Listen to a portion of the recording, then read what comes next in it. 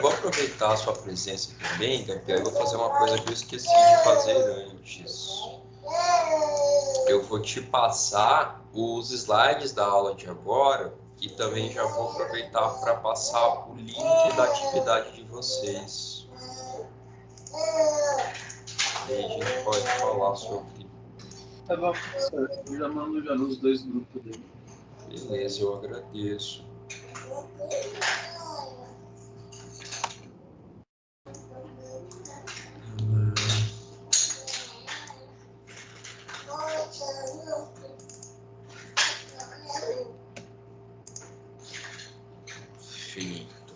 Bom, pessoal, muito bom dia, é um prazer estar com vocês mais uma vez. Hoje conversando sobre o assunto de direito ambiental, sobre o qual era para a gente ter conversado na aula passada.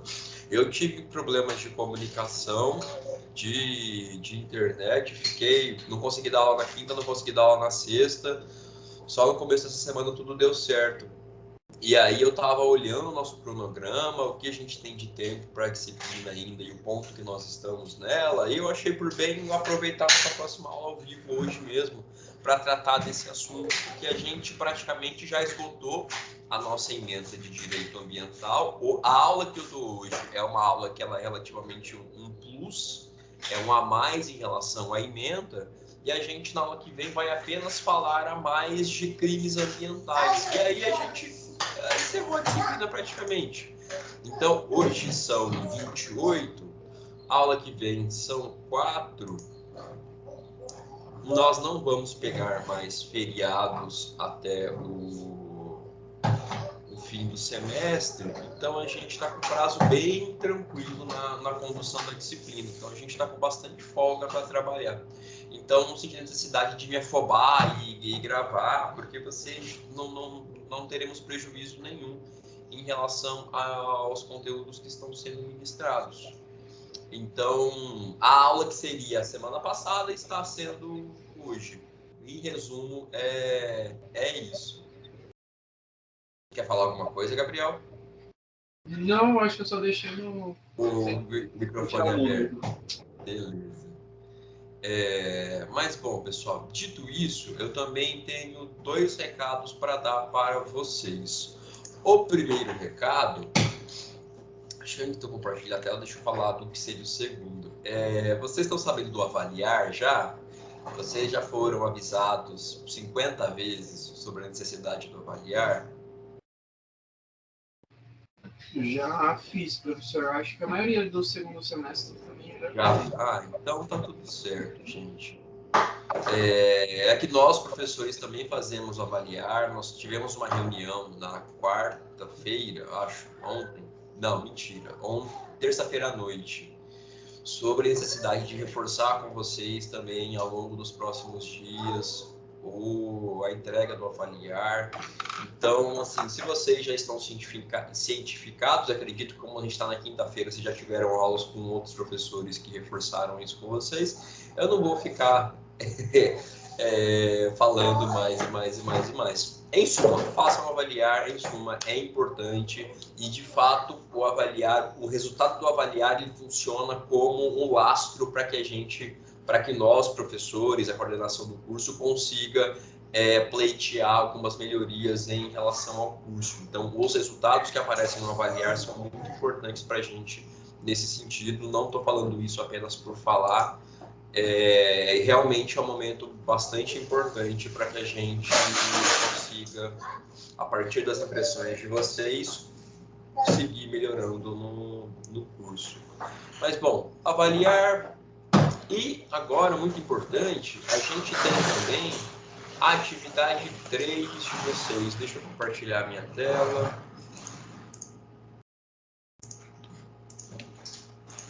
Aqui. Pessoal, eu passei para o Gabriel o link que deve ter passado para vocês já. Muito obrigado, Gabriel. O link vai remeter vocês à atividade 3 de direito ambiental. Nada diferente do que vocês estão fazendo desde agosto, setembro, tá? O que muda agora é que no segundo bimestre, que é esse período em que nós estamos, será feita apenas uma atividade com uma pontuação maior. Portanto, a gente não está num padrão de avaliação como foi no primeiro bimestre, que elas foram bem fracionadas. Nós tivemos só, pelo menos, 2 atividades que eu dei, fora as outras fontes de pontuação que vocês tiveram. Então, a gente está com uma única atividade, foram 2 no bimestre passado e uma agora, e essa agora vai valer 1.500 pontos. Vocês têm até o dia 5. Dia 5, que vai ser na próxima sexta-feira. Então, vocês terão agora esse feriado no começo, esse fim de semana, hoje, quinta, sexta, feriado. Peço desculpas pela intervenção.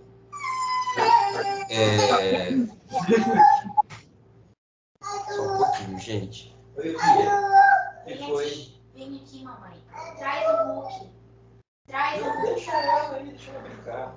Não tem problema. Pessoal, desculpa, mas vocês têm até o dia 5 para realizar a entrega. Então, vocês têm uma semana e um dia. Inclusive com feriado. Feriado para que descansar e feriado para que aproveitar, para que fazer a função do feriado, se vocês podem realizar atividades. Então, vocês têm uma semana e um dia para me entregar. Essa atividade vai ser um pouquinho mais difícil do que as atividades anteriores. A gente tem atividade, eu peço desculpas porque eu não consigo no Google Forms deixar uma formatação mais agradável, então ficou um textão tudo junto. Mas aqui eu tenho algumas frases, alguns elementos sobre o tema do trabalho, que é a responsabilidade penal da pessoa jurídica de direito público, que só é possível na temática ambiental. E aí eu pergunto para vocês se é possível ou não que a pessoa jurídica de direito público seja responsabilizada penalmente. E existem 2 correntes nesse sentido. Uma corrente que diz que sim, sem problema nenhum, e uma outra corrente, um outro posicionamento que diz que não. Por que essas correntes dizem isso?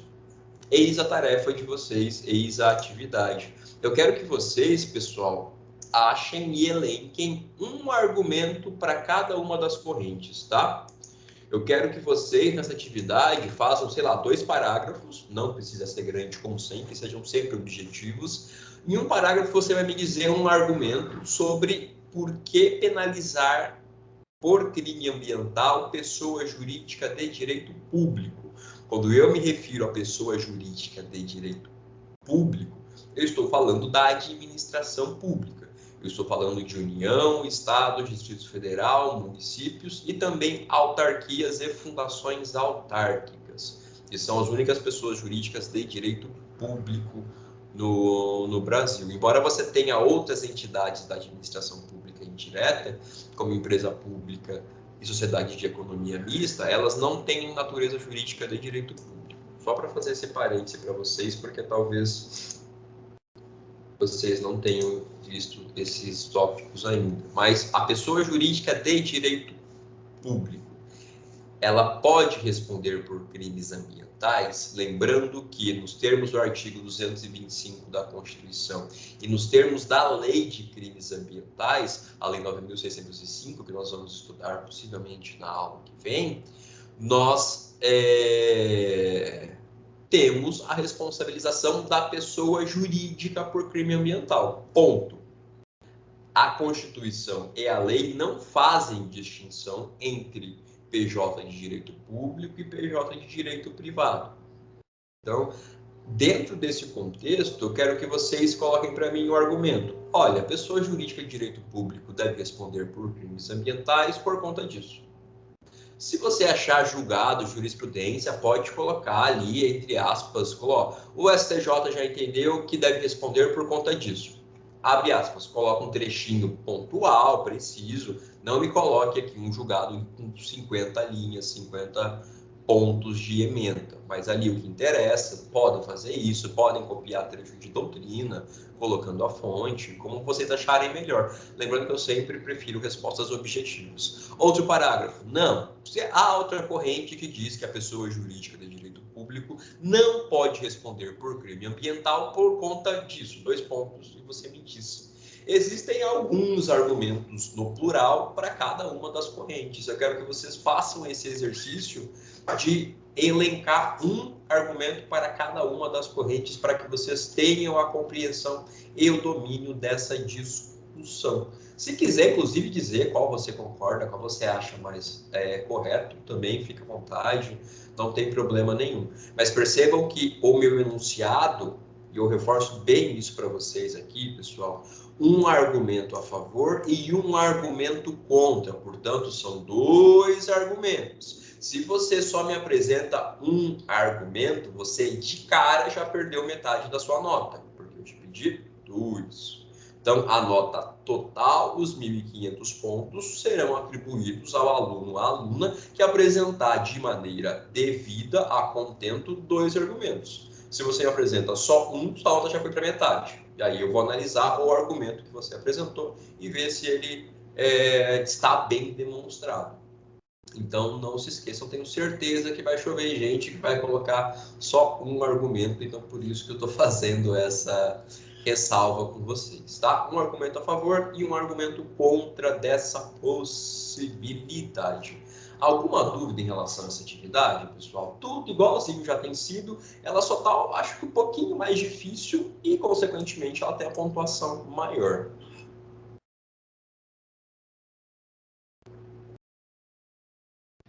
Tranquilo, professor.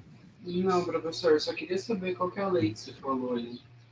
A lei é a 9.605 de 98, eu acho. Ah, isso é interessante também. A gente não estudou isso, né? A gente vai estudar nas próximas aulas. Então, vocês também, como em TGDC, estão se adiantando. Mas, ó, não quero dar spoilers para vocês, mas a lei que rege os crimes ambientais é essa aqui. E lá na Constituição também, no parágrafo, eu sempre confundo esse parágrafo, lá no 225, parágrafo 3º, fala que pessoas físicas ou jurídicas estão sujeitas a sanções penais. Então, de fundamento para que a pessoa jurídica responda por crime são esses 2. 225, parágrafo 3º da Constituição, e a regulamentação que é feita a essa disposição pela Lei 9.605, que a gente vai estudar com mais calma na aula que vem. Bom, pessoal, de recado é isso. Vocês vão ter que fazer uma pesquisa mesmo, tá? Vocês não têm essa discussão no material de vocês, não no material, no livro didático de vocês, pelo que me consta, vocês não vão encontrar. Vocês vão ter que parar, dar uma pesquisada, ver alguns julgados e, a partir disso, apresentar a resposta. Então, vai ser algo um pouquinho mais elaborado para que vocês apresentem. Lembrando que, achei a resposta aqui, achei no site, achei num artigo, tá legal, gostei. Dá uma lida, pega ali o que te faz sentido e, para responder a questão, não fica copiando e colando coisa que você achou porque diz respeito à pergunta. Porque, assim, isso prejudica completamente a qualidade da sua resposta. Então, achou um texto legal, fez essa pesquisa, achou uma jurisprudência, achou um julgado, poxa, bate o olho ali, tenta assimilar o que está dito, põe com suas palavras, nem precisa citar ninguém. Se você teve condições de pesquisar, compreender e justificar, tá lindo, tá perfeito, que você consiga responder isso sem nem utilizar alguma fonte. Mas se você também acha alguma fonte, se você quer dar um argumento de autoridade, a sua resposta também fique à vontade. Mas, repito, vocês não vão achar isso nos materiais que eu entreguei para vocês até agora. Vocês vão ter que parar e fazer esse pequeno esforço de pesquisar esse tópico. Alguma dúvida mais em relação à atividade, gente? Tá, que bom. Vou presumir que está tudo certo. Acho que está tudo certo. Todo mundo tem feito já. Vocês que estão presentes na aula sempre fazem e vão bem nas notas. Você que está acompanhando pelo YouTube agora, se você está vendo depois, também preste atenção nessas dicas todas, tá? Então, deixa eu me achar em relação ao nosso conteúdo. Bom, acho que meu checklist mental de recados ele está completo. Já falei do avaliar, temos a atividade, temos a aula de hoje, falei sobre a intercorrência da aula passada e... Bom, pessoal, é isso. A aula de hoje, como a gente também está com um prazo bem folgado, pessoal, repito, a gente tem só 2 conteúdos a mais para ver. Se eu correr, eu consigo dar um conteúdo em cada aula. Só que não tem necessidade de correr, porque a gente está com prazo tranquilo, como eu disse. Ó, hoje são 28, semana que vem são 4, e nós temos ainda o mês de novembro inteirinho para que a gente conclua a nossa disciplina. Então, a aula de hoje, eu vou dividir ela em 2, tá? A gente vai ter uma conversa hoje um pouquinho, assim, mais elementar em alguns aspectos, já vou explicar o porquê, e não vou me alongar muito, a gente vai falar alguma coisa em torno de 1 hora e pouquinho só, e na aula que vem a gente também tira dúvidas e conclui. Portanto, a gente vai acabar no dia 4 esse conteúdo, que é um conteúdo de processo civil em tutela ambiental. E aí, nos dias 11 e 18, a gente vai fazer a mesmíssima coisa com crimes ambientais, para que no dia 25 a gente faça uma revisão desses assuntos e eu já converso com vocês sobre a prova que vocês farão no dia 2 de dezembro. Então, como a gente tem tempo, não tem nem razão para a gente ficar correndo e depois ficar com a aula sobrando lá perto da prova, e aí vocês vão ter ficado sem me ver, e enfim, não faz sentido. Então, vamos aproveitar o tempo que a gente tem da melhor forma possível. Bom, pessoal, o conteúdo da aula de hoje, ele, assim como da aula que vem, ele é um conteúdo que ele se mostra um pouquinho mais dificultoso para uma turma que está mais no começo do curso. Por quê? Porque a aula de hoje e a aula que vem, elas vão falar de dentro de um universo jurídico geral de especificidades do direito ambiental. Então, quando eu falo de crimes ambientais, o ideal, e geralmente essa lógica é seguida, é que vocês dominem a parte geral do direito penal, para que, em nenhum momento posterior, vocês estudem especificidades do direito penal em tema ambiental. Percebem que é uma especificação, que é um aprofundamento de um tema? A mesma coisa ocorre com a aula de hoje sobre processo civil na lógica do direito ambiental, porque a gente estuda especificidades do processo em direitos difusos e coletivos. Só que isso pressupõe que você já tem algum contato, já tem algum domínio mínimo do que é um processo, do que é o processo civil, quais são as suas fases, quais são as condições da ação e etc. Então, a gente faz aqui em direito ambiental o exercício de aprofundar alguns temas. Só que se você ainda não viu esses temas, o aprofundamento não faz tanto sentido. Então, minha proposta com vocês, e eu quero muito a ajuda de vocês para que vocês me interrompam e intervenham caso vocês não estejam entendendo, é fazer essa explicação, mas ao mesmo tempo falando um pouco sobre essa base, ao mesmo tempo falando sobre esses temas elementares. Eu vou falar, olha, no processo civil funciona assim, de maneira geral. O que vocês vão estudar com o professor Lucas em processo civil por 3 anos é mais ou menos assim. Aqui no direito ambiental vai funcionar assim. Se eu conseguir fazer isso de maneira satisfatória, vai ser muito positivo para vocês, porque vocês já vão começar a ter alguns contatos, a se apoderar de alguns institutos, de alguns conceitos, que talvez ajudem vocês lá na frente, quando vocês forem estudar propriamente esses assuntos, tanto o processo civil quanto o direito penal. Então, esse é meu objetivo. Se eu falar alguma coisa que vocês ainda não viram, que está difícil de entender, que não está fazendo sentido, que está muito específico, vocês me puxam a orelha, vocês falam, professor, calma isso aí a gente não está pegando, isso aí não está legal. Esse termo aí que você usou, de onde saiu isso? O que é isso? Por favor, me ajudem a não dar uma aula que vocês não vão conseguir assimilar, tá? Então, esse é um desafio dos temas dessas próximas aulas. Então, a qualquer momento, pessoal, me interrompam.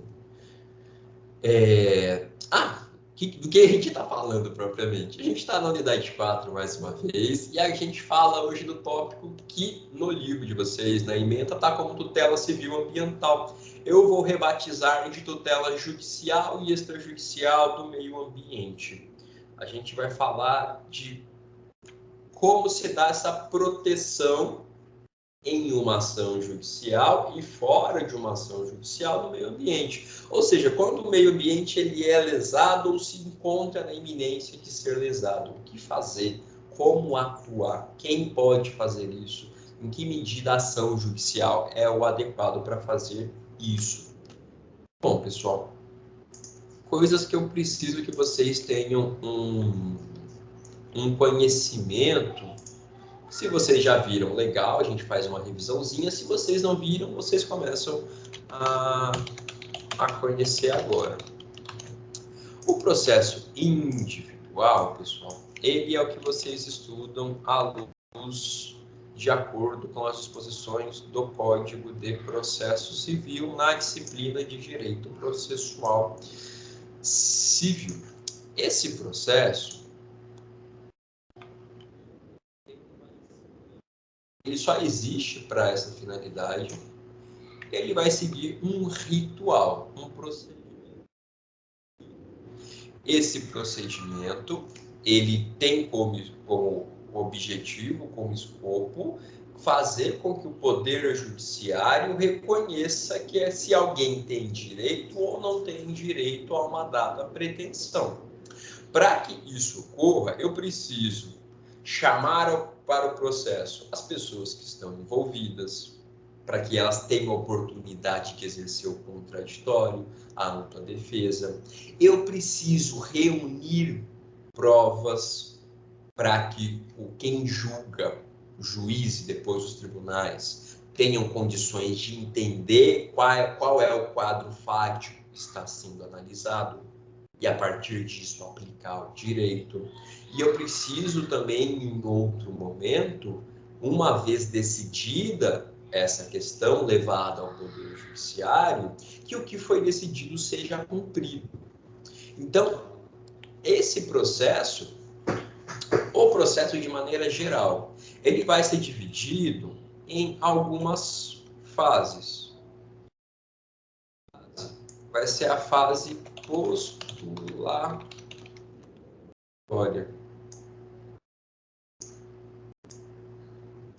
Nessa fase postulatória, é a fase... O que é postular? É pedir.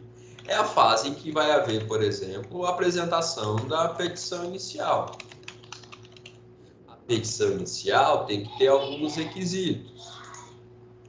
A petição inicial tem que cumprir as condições da ação, os pressupostos também da ação que existem, os positivos e os negativos. Esses detalhes vocês vão estudar com calma em processo civil. Mas aqui, quando eu apresento a minha petição inicial, e aqui falando genericamente, qualquer processo, tá? Eu estou processando o cara que bateu no meu carro, eu estou processando o indivíduo que... Eu só consigo pensar em responsabilidade civil. Que me deve alguma coisa, que descumpriu um contrato. Estou processando o vizinho porque ele descumpriu o distanciamento mínimo entre a janela dele e o meu muro. Qualquer situação dessas, tá? Ela vai obedecer a essa estrutura aqui. Então, um ponto importante da fase postulatória, como eu disse para vocês, deixa eu pôr aqui em cima, é que aqui várias condições da ação. Da ação, eu estudei tudo isso lá no Código Antigo, 73. Então, algumas discussões daquela época foram aperfeiçoadas com o novo Código Civil, mas algumas ainda permanecem. Mas condições da ação, a gente pode colocar sem medo, eu falo, legitimidade,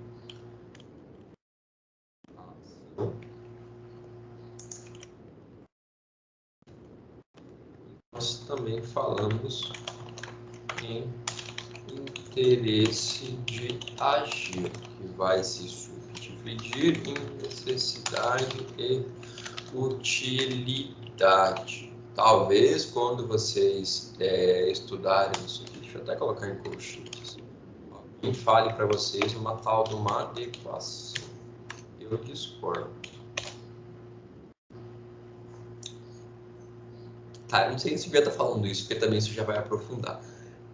Antigamente, a gente tinha uma outra causa, uma outra condição da ação. Aí, alguns ainda insistem, mas hoje, majoritariamente, não se reconhece ela, que é a possibilidade jurídica do pedido.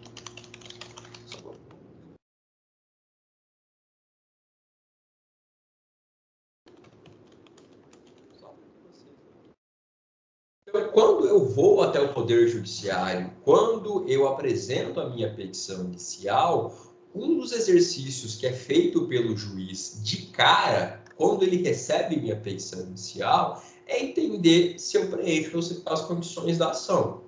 É entender se, olha, eu tenho legitimidade para pleitear isso? Você é a pessoa que pode, em juízo, cobrar isso de alguém? Porque imagine, um acidente de carro, por exemplo. Um indivíduo acertou o meu carro e criou-se uma relação de responsabilidade civil aquiliana.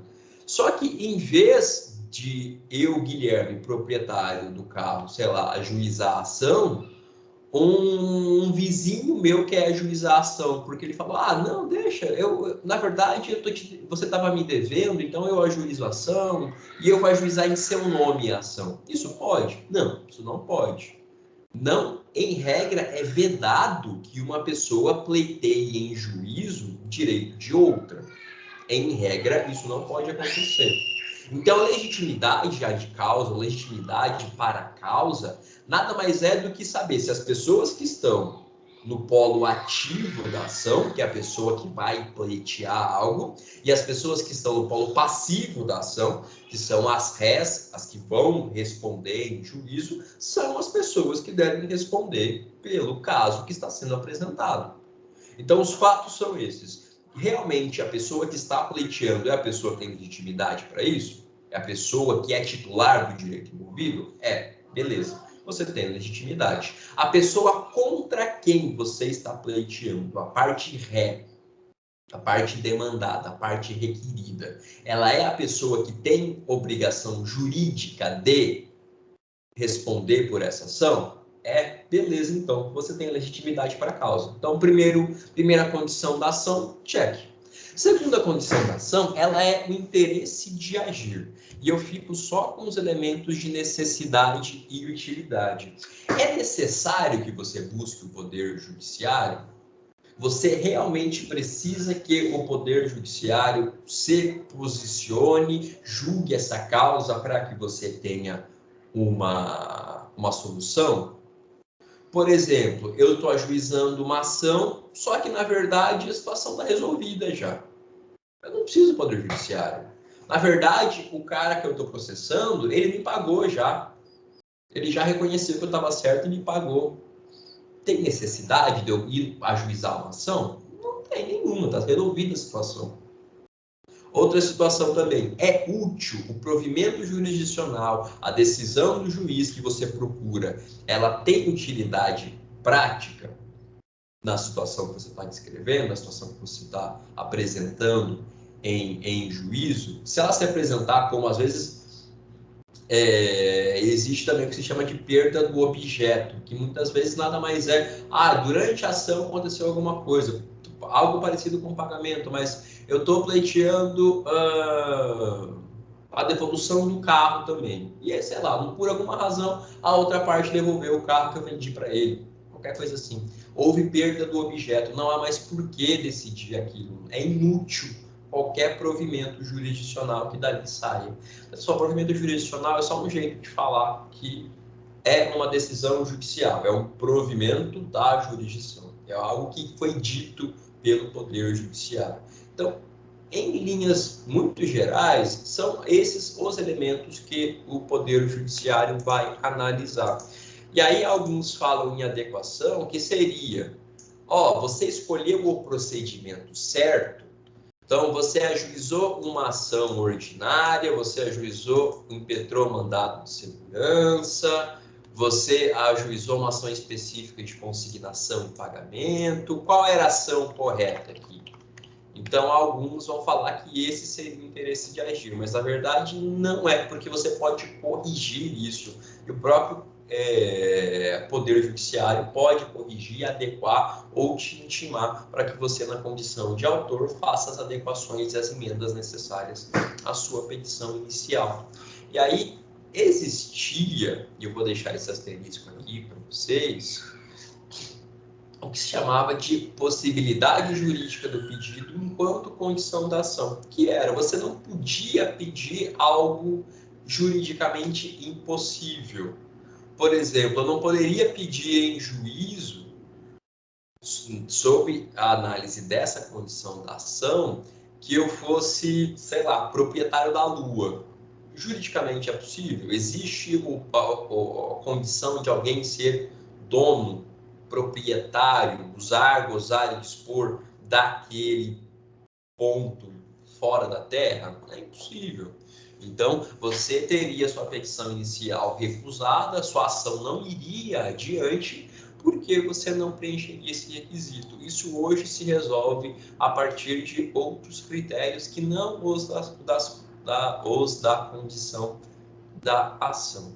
Então, essa primeira fase é justamente o momento em que alguém pede algo para o Poder Judiciário, eu apresento a minha petição inicial enquanto autor, o Poder Judiciário vai olhar a petição inicial e falar, as partes são legítimas, ok. Você tem interesse de agir, ok. Então, vamos processar esse negócio aqui. Então, vamos levar ele adiante. Então, eu vou determinar a citação da parte ré. Saibam que a citação só acontece uma vez no processo. A citação é o ato em que a parte contrária ela é notificada da existência do processo e, ao mesmo tempo, chamada para exercer sua defesa. Toda e qualquer posterior comunicação da parte ré tem o nome de intimação.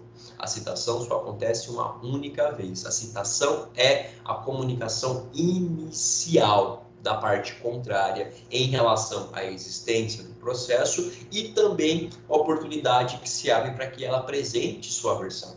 No processo civil, ela vai apresentar contestação, que é a defesa, dentro do prazo legal. Então, eu tenho a petição inicial da parte autora e a parte contrária, depois de citada, ela pode apresentar contestação no prazo legal. Isso eu estou falando só para que vocês também se familiarizem com esses termos, mas isso não nos interessa em direito ambiental.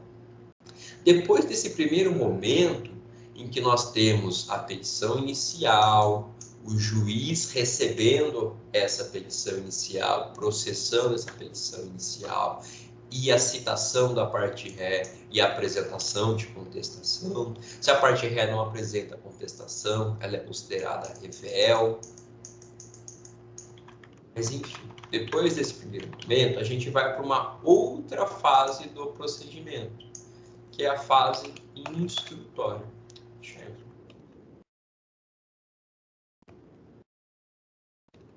Na fase de instrutória, eu vou fazer o quê? Instruir a ação judicial. Instruir nada mais é do que colher provas. Aqui eu vou ter audiência, eu vou ter o depoimento pessoal das partes, eu vou ter a oitiva de testemunhas, eu vou ter a produção de prova pericial, eu vou ter toda e qualquer forma de prova admitida em direito.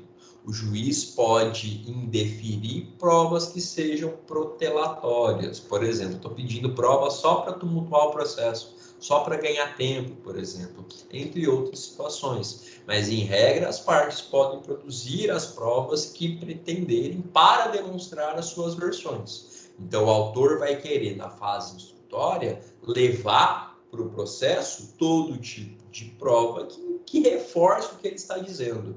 Ao mesmo tempo em que a parte requerida, a parte ré, também vai demonstrar em juízo o que ela alegou. O autor, pessoal, ele é obrigado a demonstrar as provas que deem fundamento aos direitos dele. É ônus do autor, essa é a palavra que o CPC usa, fazer a prova dos fatos constitutivos do seu direito. Esse também é um termo utilizado pelo CPP. E a parte ré cabe a prova dos fatos contrários à Constituição do direito do autor. Então, o autor tem o ônus no processo individual, vamos colocar isso aqui.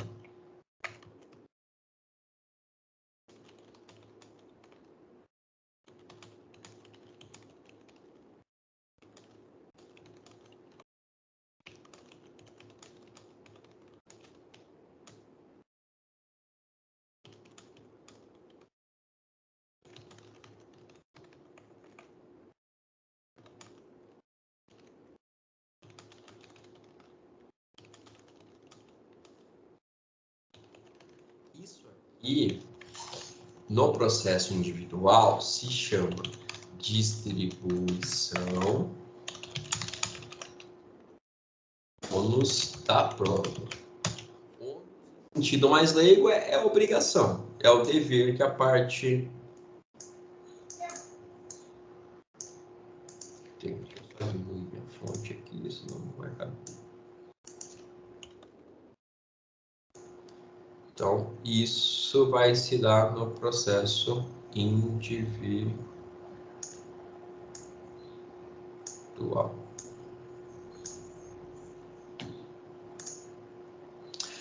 Pois bem, depois que as provas são produzidas, que há todo um momento processual de realizar a coleta das provas, a gente vai para uma outra fase, que é a fase decisória.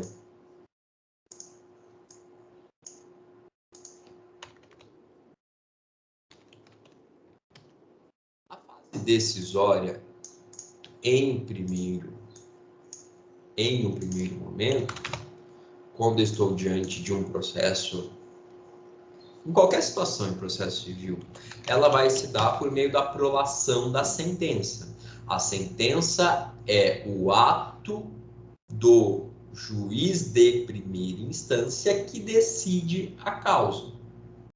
E essa sentença, pessoal, ela tem a capacidade, algo que só existe no processo judicial, que é atingir a coisa julgada.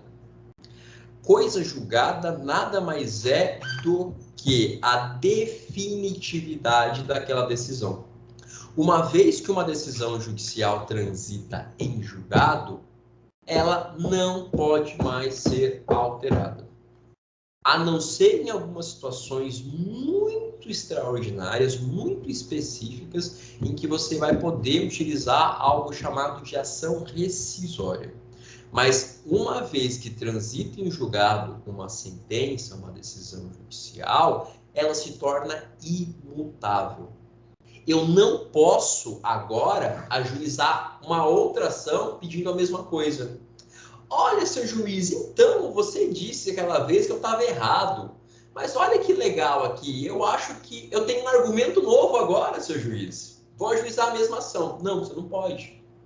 Isso é coisa julgada. Se você repete o ajuizamento de uma ação que já foi decidida, essa sua segunda ação, ela nem vai ser conhecida. O juiz nem começa a analisar ela. Fala, ó, aqui se operou a coisa julgada. Portanto, isso não pode ser novamente alvo, objeto de apreciação do Poder Judiciário. Por quê? Uma vez que o juiz decidiu aquela situação, ela se tornou imutável. Aquilo não mais pode ser rediscutido. Então, se o processo acabou, se transitou em julgado, venceu, venceu, perdeu, perdeu. Pronto. É assim que funciona. Então, a gente tem uma coisa julgada.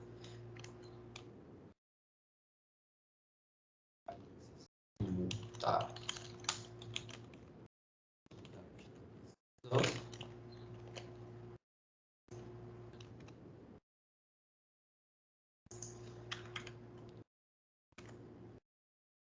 fazer diferente. Mutabilidade da decisão. E outro ponto importante é que essa coisa julgada, ela vai vincular quem participou do processo. Ou seja, quem não pode repetir a ação? O João e a Maria, que foram o autor e o réu. As pessoas que participaram dessa ação que transitou em julgado, elas que estão presas àquilo, elas que estão vinculadas ao que foi decidido, tá? Então, ela tem eficácia partes. Apenas entre as partes. Então, imagine uma situação que envolve várias pessoas, talvez, uma questão de condomínio. Só que na questão de condomínio, só 2 condôminos ajuizaram uma ação, um contra o outro. Ou imagine que é um condomínio litigando com um vizinho comum ao condomínio. Tem um condomínio aqui e outro vizinho aqui. Apenas um dos condôminos ajuiza uma ação contra esse vizinho. E ele perde. Nada impediria que o outro vizinho ajuizasse uma nova ação.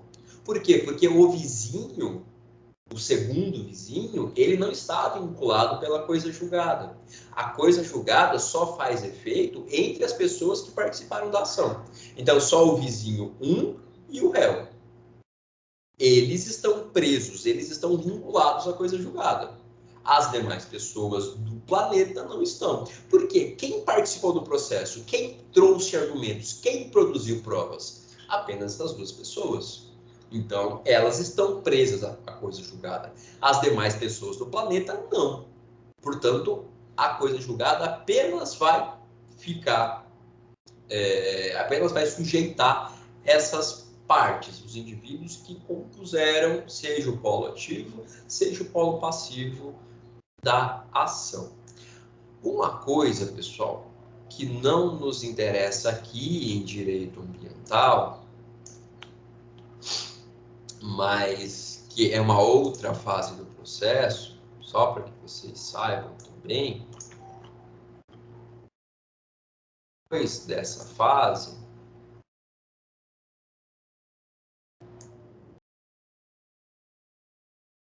vem a fase recursal. Eu não vou falar muito dela, porque ela não nos interessa agora, porque não vai ter nada muito específico em relação ao processo coletivo. Então, nessa fase recursal, seria o momento em que as partes podem recorrer da sentença. O trânsito em julgado, isso é importante, a coisa julgada, ela não ocorre enquanto a fase recursal ainda estiver vigente. Ou seja, embora a decisão já tenha potencialidade de fazer coisa julgada logo na primeira instância, pode ser que essa sentença seja objeto de uma apelação. Aí ela vai para um tribunal de justiça, por exemplo, ou para um TRF, Tribunal Regional Federal. Pode ser que de lá, o acórdão do TRF, acórdão é apenas o nome da sentença quando ela é proferida por um tribunal, então acórdão é a decisão de um tribunal. Então, o acórdão emitido por um tribunal, ele está sujeito, por exemplo, ao recurso especial para o STJ. Então, daqui, a gente veio para cá, da cá, aqui. E eu estou lá no STJ. Entre a minha sentença e eu estar no STJ, vamos falar que eu tenho pelo menos aqui, sei lá, uns 5 anos.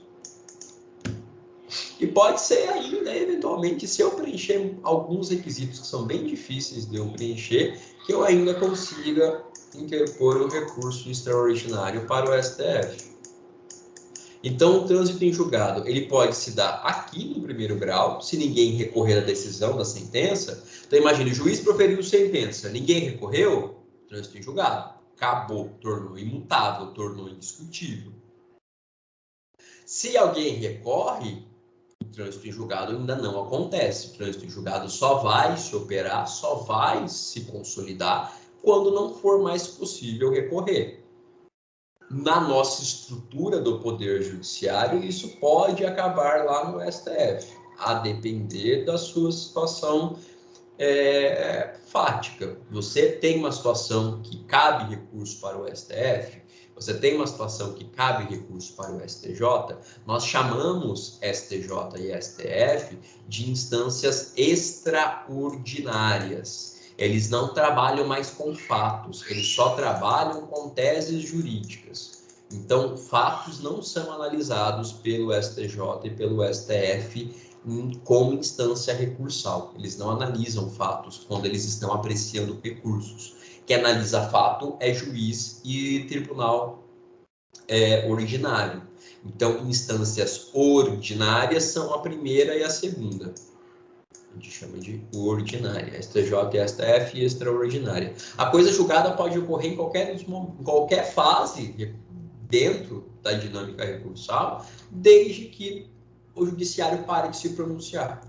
Então, quando chegar o momento em que o recurso não for mais possível, ou que os recursos forem todos julgados, o processo judicial ele vai contar com uma certidão de trânsito em julgado.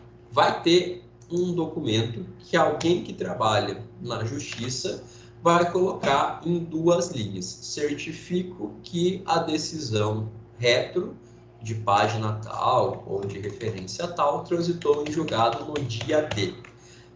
Essa certidão é uma prova de que se operou a coisa julgada imutável e coisa julgada que vincula as partes. A dinâmica recursal, como eu disse, ela vai funcionar mais ou menos assim, mas ela não nos interessa agora. A gente vai se preocupar depois com uma outra etapa, com uma nova fase, inclusive, da ação. Deixa eu até mudar. Porque até aqui, pessoal, todo esse caminhar, ele diz respeito à fase de conhecimento. Por que se chama conhecimento? Porque são as etapas do processo em que o Poder Judiciário vai analisar os fatos e dar a sua decisão. A decisão vai transitar em julgado.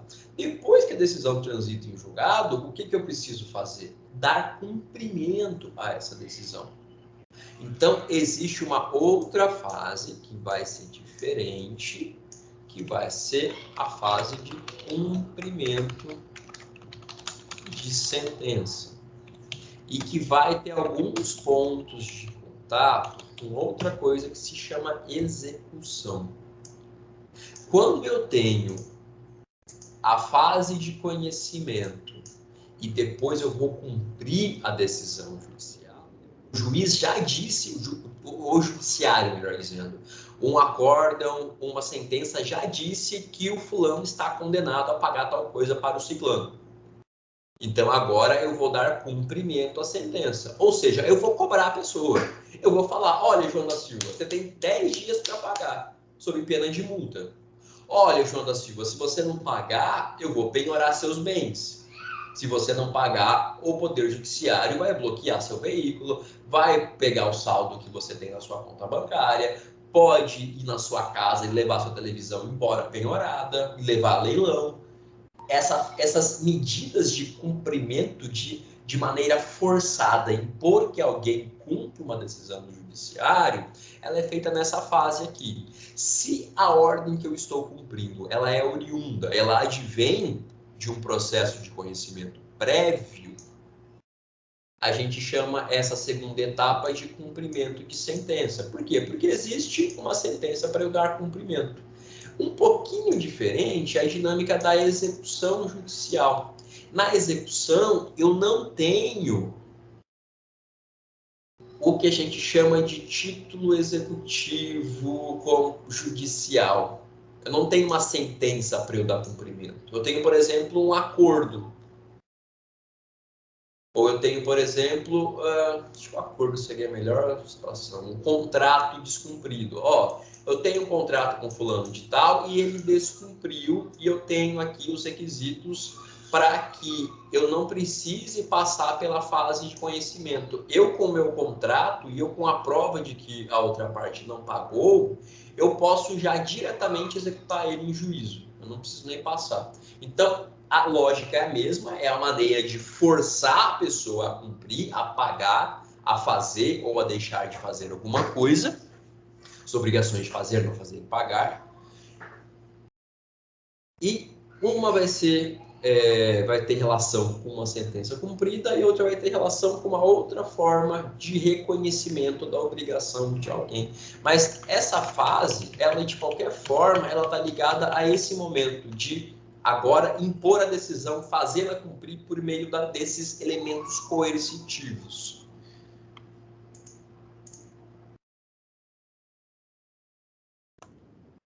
Aqui, no processo individual, na maneira mais usual, no cumprimento, eu tenho a situação em que o autor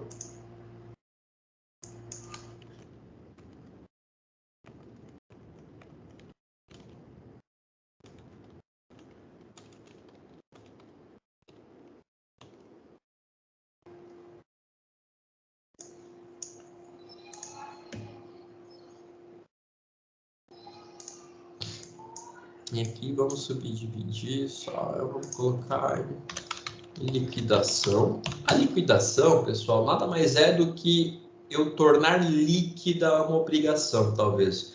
O juiz pode ser que na decisão dele, ele fale, olha, o réu está condenado a pagar todas as despesas que o autor teve com o conserto do seu carro. Ponto. O juiz condena isso, olha, réu, pague o autor todos os prejuízos dele. E transitou em julgado, acabou.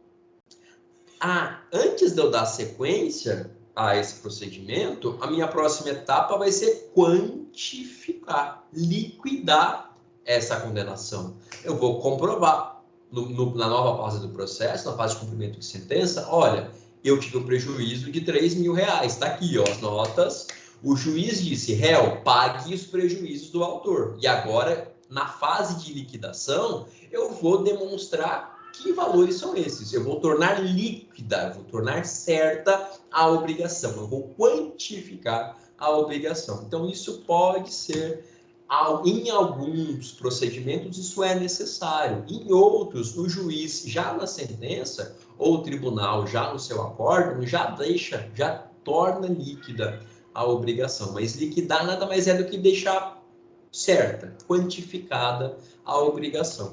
Então, você vai liquidar e cobrar nessa última fase do procedimento judicial.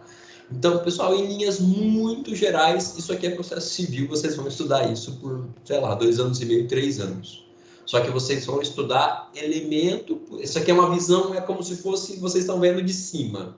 É uma visão macroscópica do processo civil. E vocês vão estudar muito possivelmente vocês têm um semestre para cada uma dessas fases. Muito possivelmente. E antes vocês têm teoria geral do processo. E aí vocês vão estudar isso aqui. Muito possivelmente cada fase dessa vai ser um semestre que vocês vão ter. Os livros, de alguns meus não estão lá atrás. Os livros de processo civil, geralmente eles são em 5 ou 6 as coleções. E cada volume da coleção, ela é feita, ela é destacada, separada para cada uma dessas fases. A não ser dos livros que são grandes, que tem 2, 3 mil páginas, que trabalham tudo isso aqui em um volume único. Mas o que vocês vão estudar em processo civil individual, em linhas muito gerais, em largas pinceladas, é essa estrutura lógica aqui. Eu preciso que vocês tenham esse conhecimento para que a gente converse propriamente sobre o nosso processo coletivo. Porque perceba que a gente vai começar a falar a partir de agora de legitimidade ativa na ação coletiva, de competência na ação coletiva, de instrução na ação coletiva, coisa julgada na ação coletiva, execução, cumprimento de sentença nas ações coletivas. Por que isso acontece, pessoal? Por que é diferente? Porque as demandas ambientais, elas têm uma estrutura muito diferente das demandas individuais. Por quê? Porque as demandas ambientais, elas dizem respeito a interesses transindividuais. Elas têm uma relação que não é a do autor com o réu. Quando eu falo numa demanda ambiental, eu estou falando de uma ação em que toda a sociedade está litigando.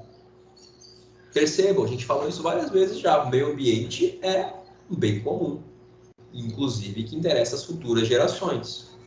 É possível que exista uma relação jurídica, uma relação processual, em que as futuras gerações vão pleitear alguma coisa em juízo, em que toda a sociedade vai pleitear alguma coisa em juízo. Imagina só a gente ter que todo mundo se juntar para fazer uma ação coletiva contra alguém que praticou poluição. Imagina se todos os moradores de Campo Grande tivessem que se juntar para mover uma ação. Então, o que acontece? De início, a legitimidade ativa nas ações coletivas, ela já é bem diferente. Isso aqui, ó, é bem diferente das ações coletivas. Por quê? Porque eu não tenho essa possibilidade das pessoas lesadas por um dano ambiental ajuizarem a ação, todas elas. Eu, na verdade, vou ter instituições que exercem esse papel. Eu vou ter, por exemplo, o Ministério Público. Eu vou ter, por exemplo, a Defensoria Pública. Por quê? Porque são cuja estrutura constitucional, cuja vocação também delimitada pelas leis complementares respectivas, dá a eles a atribuição de tutelar esses interesses transindividuais, esses interesses coletivos. Outra coisa também que é muito importante, e esses são os dois pontos, pessoal, que o processo coletivo traz de diferente. São as duas maiores repercussões. A gente tem o alargamento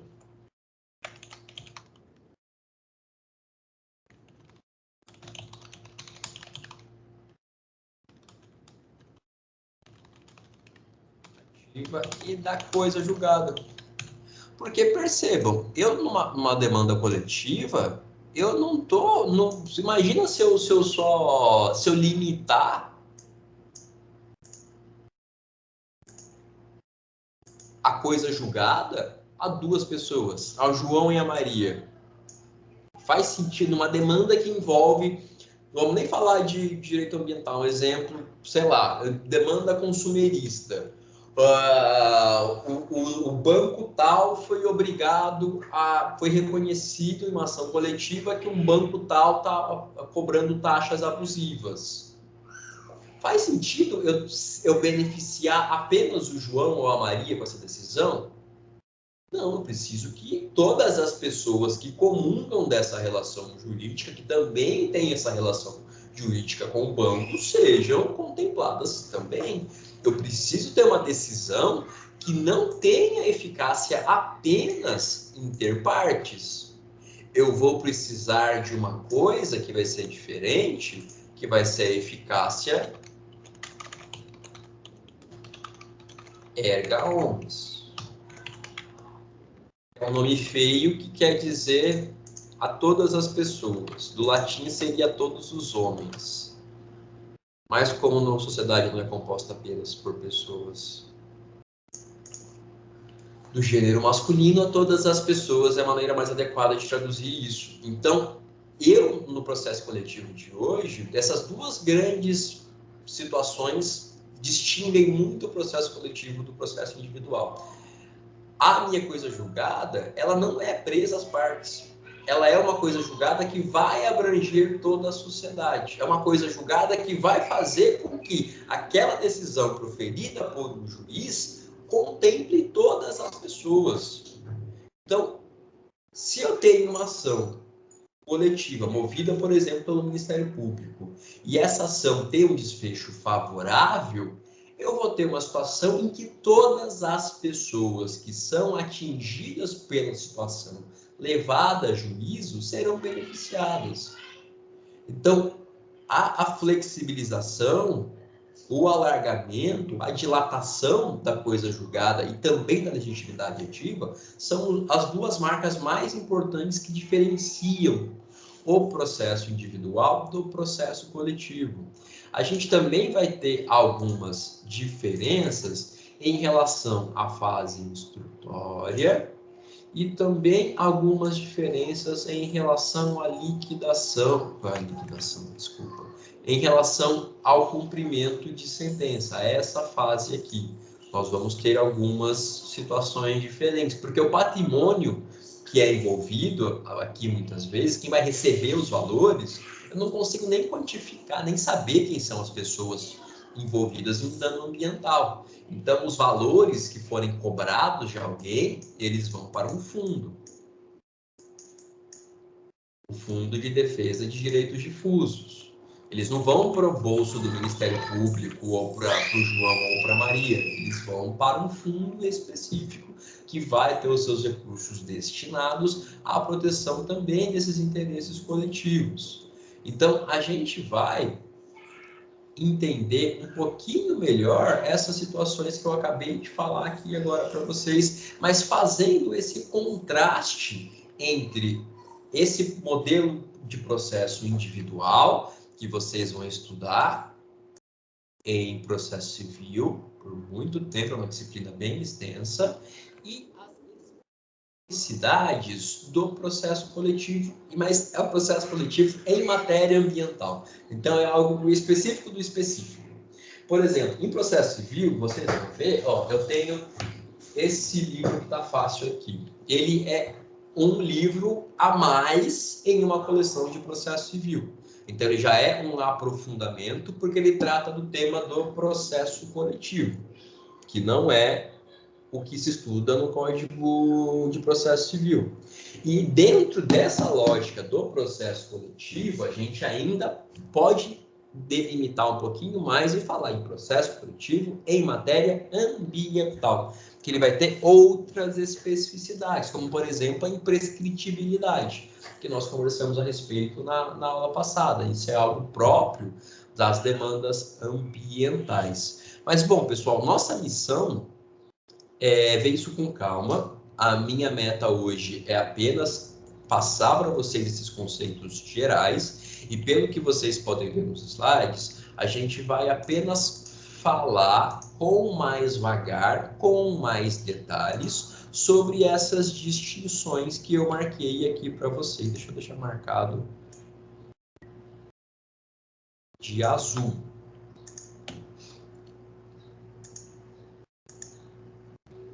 Só que eu quero que vocês também, de início, entendam de onde eu estou tirando essas palavras. Transindividual, difuso, coletivo.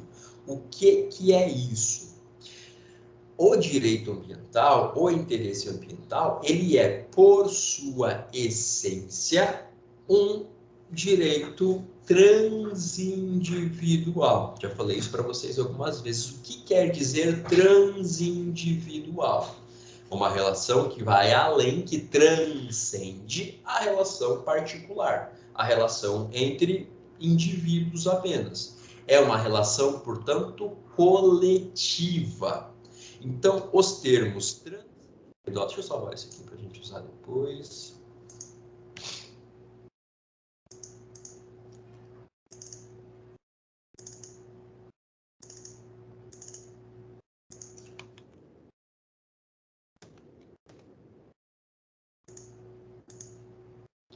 Então, quando eu falo para vocês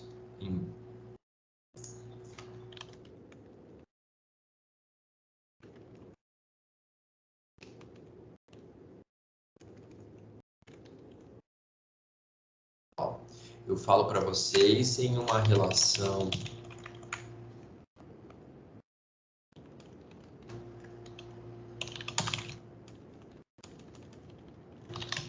que é particular. E transindividual vai ser sinônimo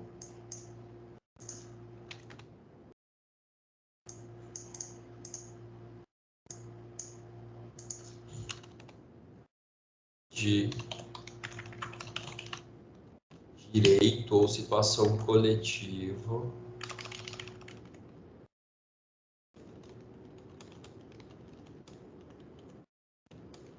que também nada mais é do que a relação jurídica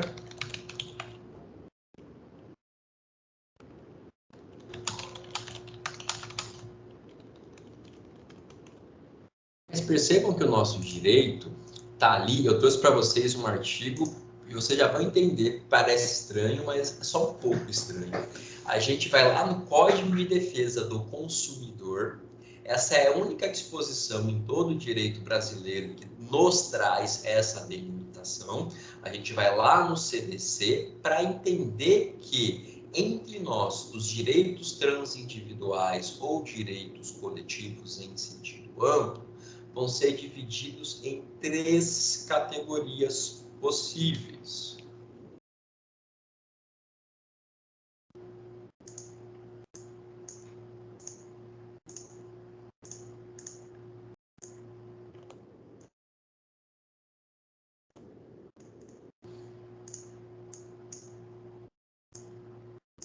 Os direitos difusos. Os difusos vão ser, em regra, os direitos ou as relações que envolvem direito ambiental, porque eles são indivisíveis. Eu não consigo dividir e eu também não consigo sequer identificar um determinado, o termo que ela usa.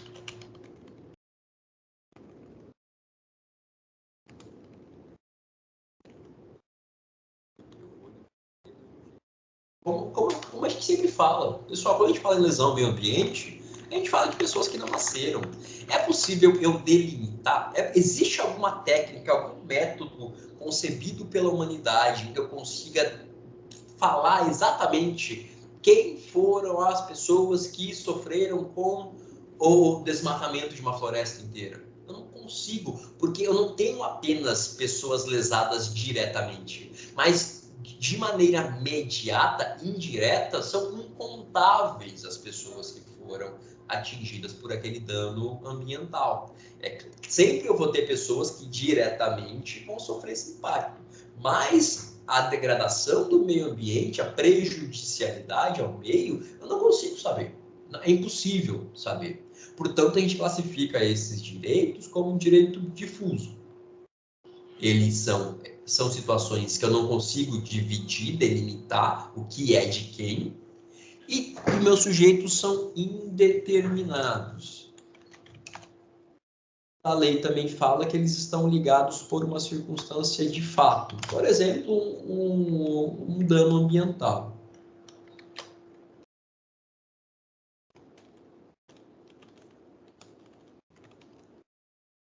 Outro lado, nós temos interesses ou direitos coletivos, mas coletivos aqui em sentido estrito. A gente chamou aqui de coletivo em sentido amplo, como gênero. Agora, o menor a espécie são coletivos em sentido estrito, ou apenas direitos coletivos. Quando você fala direito coletivo ou interesse coletivo, sem especificar de qual você está falando disso aqui, ó, da espécie do gênero direitos transindividuais, ou direitos coletivos em sentido amplo. Esses direitos, eles também são indivíveis, só que os sujeitos são determinados ou determináveis. Eu consigo saber quem são as pessoas. No primeiro momento pode ser que não, mas eu consigo entender quem eles são. E eles vão ser ligados entre si por uma relação jurídica básica. Na situação que eu coloquei agora, por exemplo, um banco que cobra taxas abusivas. Eu estou diante de um direito coletivo em sentido estrito. Por quê? Eu tenho uma situação que eu não consigo dividir exatamente o que é de quem, não consigo, no primeiro momento, fazer essa delimitação, essa divisão, só que eu consigo, a partir dessa relação jurídica básica todos esses clientes do banco, essa relação contratual que todos eles têm com o banco, num segundo momento, determinar quem são essas pessoas. Ah, então são as pessoas que celebraram contratos com o banco em tais e tais e tais circunstâncias. Ah, esse tipo de conta aqui que tem essa taxa que é abusiva, que é inadequada. Então, eu já consigo ter uma situação mais fechada, mais restrita, de mais controle. Eu ainda não estou diante de uma relação individual apenas, mas eu estou diante de uma relação em que eu consigo já determinar as pessoas. Pessoal, aqui é importante, o que eu chamo a atenção para vocês é que no difusos é indeterminado e no coletivo é... coletivo, na caixa de texto. Eles são determinados ou determináveis, tá? Essa circunstância de fato, essa relação jurídica base, a doutrina oscila bastante na hora de falar o que é o quê. E assim, ainda é um tema bem complicado, porque não existe muita coerência na doutrina, na jurisprudência, na hora de diferenciar essas duas classes aqui, tá? Então, o que eu me apego, que para mim o que faz mais sentido, é pensar que os difusos são indeterminados, como o nosso dano ambiental. E no coletivo, em sentido estrito, eles podem ser determinados ou determináveis, ou seja, ainda que no primeiro momento eu não consiga, eu, a partir dessa relação jurídica base, eu vou conseguir saber quem é. E a gente vai ter o nossa última divisão, nossa última classificação, que são os individuais homogêneos. Esses aqui, pessoal, eles não são coletivos, tá? Eles são, alguns doutrinadores falam que eles são acidentalmente coletivos. Esses aqui nada mais são do que situações individuais que são iguais. E a partir dessa homogeneidade das situações privadas, é mais fácil você ter uma só ação, em vez de ter infinitas ações individuais. Então, imaginem que, sei lá, a concessão de um benefício previdenciário, o INSS teve um perito do INSS que foi acusado de corrupção, ou sei lá, por qualquer outra razão, ele, durante o período, ele em relação às pessoas tais, a 50 pessoas, ele fraudou os laudos médicos delas, mas de maneira a indeferir as aposentadorias. Imagine que, em vez de eu ter essas 50 pessoas, cada uma ajuizando uma ação, porque eu sei quem elas são, eu sei exatamente qual foi a situação, e elas todas têm o mesmo direito individualmente. Só que é mais fácil eu processar isso, eu ter apenas um processo. É apenas por uma razão pragmática que eu vou pegar essa galera toda e vou enfiar num processo só. Porque eu já sei quem é o perito que fez a situação. A prova vai ser a mesma para todas. Em vez de eu ter 50 ações individuais, eu vou ter apenas uma ação coletiva. Então, o individual homogêneo, ele não é coletivo. Ele é de mentirinha, ele é café com leite. Então, a doutrina vai falar que são interesses, são direitos efetivamente coletivos, apenas esses dois aqui. O individual homogêneo, ele é o primo feio. Ele só vai colar na história para facilitar o processamento da ação dele. Por isso que a doutrina vai chamar eles de acidentalmente coletivos. Ou vai falar em tutela coletiva de direitos individuais. Que são aqui os do interesse, do inciso 3 do artigo 81 do CDC. Então, feitas essas ponderações, não precisa decorar isso aqui, tá, pessoal? Eu quero que vocês comecem a entender como o direito brasileiro vai começar a pegar essas especificidades do direito ambiental e tentar trabalhar, tentar oferecer a tutela jurídica a partir das problemáticas ambientais. Como eu disse, primeiro ponto, nosso dano, ele nunca vai se equiparar à relação contratual, uma relação privada, a uma relação de indivíduos. Ela é muito diferente. A forma com que esse dano atinge as pessoas é muito diferente. Então, primeira resposta que o direito brasileiro dá e se aplica ao direito ambiental, mas é pensada a todo e qualquer direito que se classifique como difuso ou coletivo. E de quebra ali, meio que por acaso, os individuais homogêneos. Isso é o que a gente tem positivado, escrito no direito brasileiro. Mas percebam que eu estou falando para vocês, olha que coisa maluca, do Código de Defesa do Consumidor. Quem aqui achou no começo da disciplina que em direito ambiental ia estudar o CDC? Pois bem, pessoal, a gente estuda muito o CDC. O CDC, ele é um dos documentos, uma das leis mais importantes no que a gente chama de microsistema processual coletivo, ou microsistema de processo coletivo. Porque não existe uma lei, um código, tampouco existe a pretensão de se fazer isso em relação a todo o direito coletivo, todo o direito transindividual. Não tem como. Eu vou ter algumas leis que vão conversar entre si e me dar as respostas jurídicas sobre como articular a defesa em juízo ou não, ou extrajudicial, desses interesses coletivos em sentido amplo. Então, professor, pode falar. Então, basicamente, o único lugar que a gente tem que se amparar para que o governo faça essa junção de todas as pessoas que entraram com um processo igual, basicamente, seria o CDC. Sim, a base para a gente falar, olha, isso é um direito coletivo, esse é um direito individual homogêneo, a gente tem o CDC. A lógica é exatamente essa. Só que o CDC, ele não está sozinho também. A gente vai ter um conjunto de leis, em especial 3 leis, pessoal, que vão formar como se fosse um microcosmos, um pequeno espaço, tem todo o direito, e a gente tem um pequeno espaço, uma pequena junção de algumas leis que a gente vai analisar em conjunto, a gente vai fazer elas dialogarem para prever e dar essas respostas para situações coletivas. Porque, repito, o direito como um todo, ele não é pensado para situações coletivas.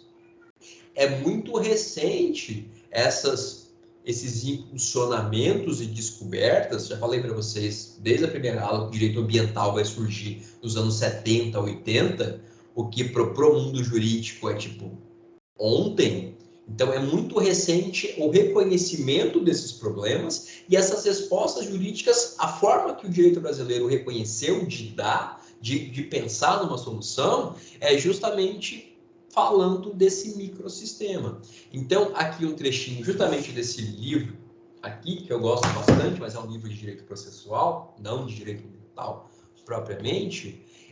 O Didier e o Zanetti vão falar que esse microsistema, ele tem o CDC, Lei da Ação Civil Pública, que é uma lei que a gente vai estudar bastante. A ação civil pública vai ser a lei que mais vai nos dar recursos para, uma vez reconhecendo que eu estou diante de um direito coletivo nos moldes do CDC, eu agora utilizar a Lei da Ação Civil Pública em relação às especificidades, legitimidade ativa, coisa julgada, instrução e etc. A Lei da Ação Popular também nos dá condições para isso. E eu também vou... então, seria o núcleo desse microsistema. Então, essa junção, esse microcosmos, ele vai ter esse núcleo duro que é composto pelo CDC, pela Lei da Ação Civil Pública e pela Lei da Ação Popular. Então, pessoal, tudo que a gente for discutir a partir de agora nos slides, vocês podem dar sequência, vamos dar uma olhadinha. Lei da Ação Civil Pública, Lei da Ação Civil Pública, CDC, Lei da Ação Civil Pública, Constituição, Lei da Ação Popular. Os diplomas que a gente vai estudando, as leis que a gente vai estudando, é a junção, é o diálogo delas. E vocês vão ver que em vários momentos a gente vai parar e fazer conversar a Lei da Ação Civil Pública com o Código de Defesa do Consumidor. Por que o CDC tem importância? Porque ele surge recentemente entre nós, ali no fim dos anos 90, e ele está preocupado justamente com o direito do consumidor, que ele também, o direito do consumidor, ele, por essência, vai se enquadrar nessas 3 divisões aqui. Porque não tem como você ferir, é difícil você ferir apenas um consumidor. A prática abusiva em direito do consumidor, ela vai impactar muita gente. A propaganda enganosa vai impactar muita gente. A venda de produtos de maneira inadequada, com quantidade inferior à que está na embalagem, ou produtos vencidos, etc., isso muito dificilmente impacta só o João ou só a Maria. Isso geralmente impacta muitas pessoas. E isso, para a gente no ambiental, é até fácil falar, ó, no ambiental, galera, é difuso, 90% das vezes. Para o pessoal que vai trabalhar com direito do consumidor, isso já é mais difícil. Lá você vai ver situações que vão transitar por essas classificações todas. Então, por isso que foi o CDC que trouxe essa resposta jurídica. Só que as leis que vão dizer para a gente como é o processo, quem pode tutelar isso em juízo? Adiante de um dano ambiental, quem que vai ajuizar essa ação? É o IBAMA? O IBAMA pode? A União pode? O IMASU pode? A Defensoria Pública pode? Só para que vocês saibam, sim, todos eles podem. Mas como isso vai se dar? Se um pode, o outro não pode mais? Não, todos eles podem. E se um pode, o outro também pode, independentemente. A gente vai ver isso com um pouquinho de mais calma na aula que vem. Mas eu quero que vocês, agora, dos nossos slides, saibam que a gente, quando estuda o processo coletivo e, portanto, as ações ambientais, a gente não vai utilizar o CPC. O que vocês estudam em processo civil, ele dá a base do direito processual no Brasil. A gente também vai olhar o processo ambiental de maneira subsidiária, olhando o CPC algumas vezes. Mas a gente está olhando aqui para um núcleo distinto, a gente está olhando aqui para um microsistema distinto. O direito é difuso, né, professor? Entendi, Gabriel, desculpa. É mais para ter uma noção sobre o direito difuso agora, né? Sim, e entender que o processo é diferente. E falar de algumas especificidades. Entendi. E, pessoal, basicamente esse o recado que eu quero deixar para vocês hoje, tá? A gente fez, então, a gente já começou a trabalhar os temas do processo coletivo em direito ambiental, como a defesa do direito ambiental vai se dar no processo, vai se dar em juízo, e eu quero, a partir daquele rabisco que eu deixei salvo, para a gente retomar ele na aula que vem, e eu quero que nos slides vocês já deem uma olhadinha nessa primeira parte, que apenas eu falo do que é do microsistema de processo coletivo. Na aula que vem não tem nada de extraordinário, tá? Eu só vou pegar aquele desenho, aquele mapinha ali que eu fiz, aquela reta, e a gente vai olhar com um pouquinho mais de calma sobre algumas das situações que estão ali. E com algumas coisinhas que não estão ali, mas que são diferentes. Coisa julgada, como se dá, que é um ponto muito importante. O que eu falei para vocês, legitimidade ativa e coisa julgada vão ser os pontos mais importantes. E vamos falar justamente dessas duas ações, a ação popular e a ação civil pública, que percebo que são justamente as duas ações indicadas como um núcleo desse microsistema de processo coletivo. Tudo certo, pessoal? Foi tranquilo? Deu tudo certo? Foi, professor, bem tranquilo. Eu fiquei com algumas pequenas dúvidas, mas eu não acabei não anotando para me perguntar no final. Mas eu vou ler depois o texto e se eu tiver dúvida eu te mando. Por favor, pode me mandar. Na aula que vem a gente pode começar também tirando dúvidas. Fique à vontade, por favor, todos vocês. Tá bom. Mas obrigado pelo retorno, Gabriel. Pessoal, então, por hoje, missão cumprida. A aula que vem a gente fecha, conclui esses pensamentos. Lembrando que se não estiver dando certo, vocês parem, me interrompem, a gente conversa, não tenham dúvidas, podem anotar as dúvidas de vocês, me mandar depois por e-mail, se vocês preferirem. A gente pode começar a aula que vem tirando dúvidas, assim, fiquem completamente à vontade. Bom, pessoal, é isso. Atividade 3 de vocês, não esqueçam, repassem para os colegas que não estão presentes, por gentileza. Alguém tem alguma colocação, alguma contribuição? Algum apontamento? Acho que não. Eu só não sei se eu vou participar da sua aula, tá, professor, semana que vem. Eu vou me mudar e eu tô esperando, não sei que dia que vão instalar a internet no novo endereço. Nossa, eu te desejo muito boa sorte, Gabriel. Mudança é uma coisa horrível, cara. Tomara que corra tudo da melhor forma. Eu me mudei vai fazer 1 ano para essa casa que eu tô agora. Nossa, até hoje a casa não tá no jeito, assim. Boa sorte, que dê tudo certo. Não sei se eu vou estar com a internet, que eu pedi já essa semana, mas até agora nem me deram retorno para agendar. Não, é tudo. É a luz, toda vez que eu pedi, a luz demorou para ligar. Nossa, boa sorte. Desejo muito boa sorte nesses próximos dias, então. Mas, de todo modo, a aula vai estar gravada, então, sim, fique tranquilo. Bom, pessoal, é isso. Então, deixa eu parar a gravação.